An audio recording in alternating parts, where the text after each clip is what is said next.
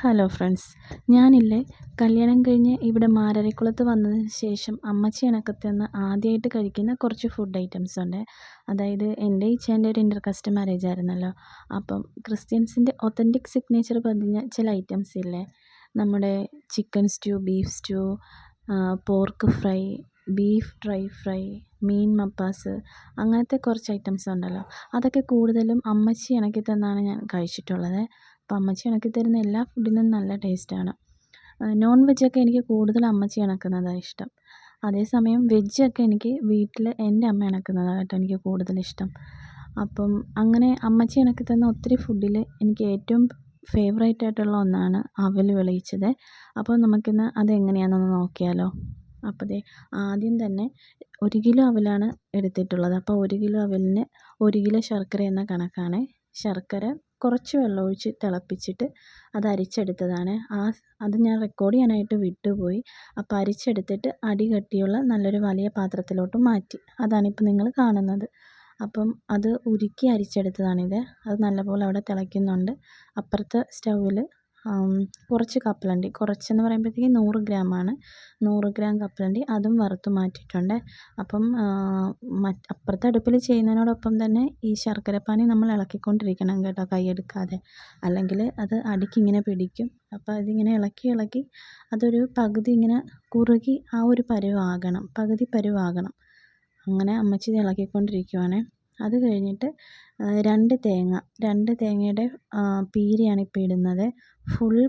Full വേണം കേട്ടോ, ഇത് ഫുൾ പീര നമ്മൾ ഇടണം. അപ്പം 1 കിലോ അവലിന് 2 തേങ്ങ, അതാണ് കണക്ക്. അപ്പോൾ ആ തേങ്ങ ഫുള്ള് അതിൻ്റെ അകത്തോട്ട് ഇട്ട് കൊടുത്തിട്ട്, അപ്പം തേങ്ങ ചിരണ്ടുന്ന സമയത്ത് കുറച്ച് വലിയ വലിയ പീസായിട്ടൊക്കെ വീണായിരുന്നേ. അതാണ് അമ്മച്ചി ഇപ്പോൾ ഇങ്ങനെ കൈകൊണ്ട് ഞെരടി അതിലോട്ട് ഇട്ട് കൊടുക്കുന്നത്. അപ്പോൾ ആ വലിയ പീസായിട്ട് തന്നെ കിടന്നാൽ കടിക്കുമ്പോൾ നമുക്കൊരു ഇറിറ്റേഷൻ തോന്നും. അപ്പോൾ അതുകൊണ്ട് അത് കൈകൊണ്ട് ഞെരടി ചെറിയ പീസാക്കി അതിലോട്ട് ഇട്ട് കൊടുത്തിട്ട് നല്ലപോലെ ഇളക്കുവാണ്. നല്ലപോലെ ഇങ്ങനെ വിരകി ഇങ്ങനെ എടുക്കണം. അത് തേങ്ങാപ്പീരയും ഈ ശർക്കരപ്പാനിയിൽ കിടന്ന് നല്ലപോലെ മിക്സായിട്ട് വരണം കേട്ടോ. അങ്ങനെ നല്ലപോലെ ഇളക്കിക്കൊണ്ടിരിക്കുവാണ്. പിന്നെ നേരത്തെ നമ്മൾ കപ്പലണ്ടി ചൂടാക്കിയല്ലോ, കപ്പലണ്ടി വറുത്തെടുത്ത് ആ ചട്ടിയിലോട്ട് തന്നെ കുറച്ച് നെയ്യൊഴിച്ചിട്ട് അതിലേക്ക് കുറച്ച് എള്ളും ഇട്ട് ആദ്യം നല്ലപോലെ ഒന്ന് മിക്സ് ചെയ്ത്, അപ്പോൾ എള്ള് നല്ലപോലെ ചൂടായി വരുമ്പോഴത്തേക്കും അതിലേക്ക് പിന്നെ നമ്മുടെ ഈ കപ്പലണ്ടിയും കൂടി ചേർത്ത്, പിന്നെ പൊട്ടുകടലയും കൂടി ചേർത്ത് നല്ലപോലെ നമുക്ക് മിക്സ് ചെയ്യാവേ. അപ്പോൾ ഏറ്റവും നല്ലത് ഈ കറുത്ത എള്ള് തന്നെയാണ് കേട്ടോ. കറുത്ത എള്ളാകുമ്പോഴത്തേക്കാണ് ഒരു ടേസ്റ്റും ഒരു ഭംഗിയൊക്കെ. എനിക്ക് വെളുത്ത എള്ള് അത്ര ഒരു ടേസ്റ്റായിട്ട് തോന്നിയിട്ടില്ല. കറുത്ത എള്ള് കടിക്കുമ്പോഴത്തേക്കൊരു പ്രത്യേക ഒരു ടേസ്റ്റ് തോന്നാറുണ്ട്.